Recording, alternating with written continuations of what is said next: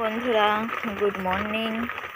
তোমরা সবাই কেমন আছো? আশা করি সবাই ভালো আছো, কিন্তু আমি ভালো নেই এই মুহূর্তে।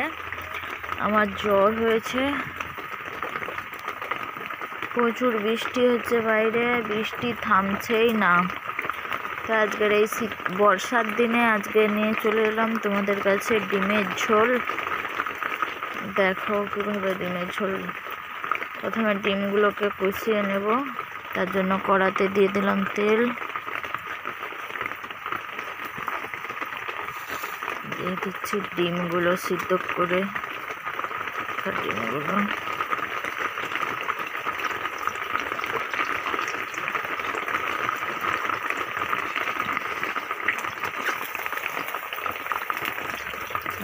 লবণ,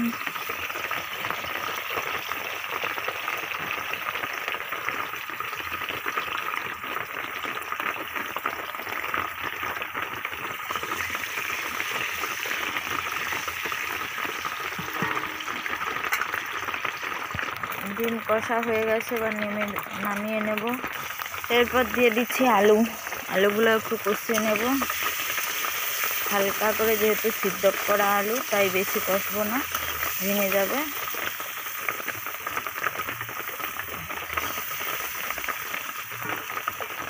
দেখো একটু তেল রয়ে গেছে, সেই তেলেই দিয়ে দিচ্ছি 5 ফোড়ন,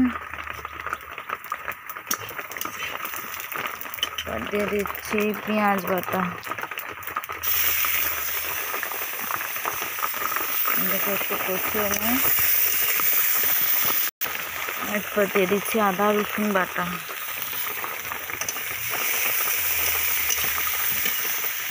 এরপর দিয়ে দিচ্ছি হলুদ গুঁড়ো, লঙ্কার গুঁড়ো। ভালো করে কষিয়ে নেব। অল্প কিছুটা জল। এবার দিয়ে দেবো ডিম আর আলু কষা, স্বাদ মতো লবণ।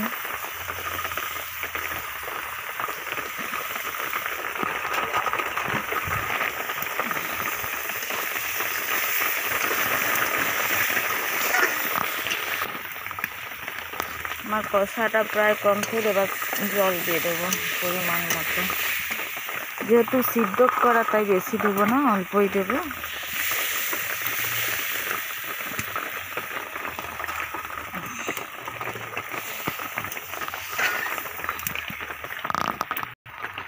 এরপর দিয়ে দেবো জিরে বাটা। একটু জল দিয়ে ধুয়ে দিলাম আর কি।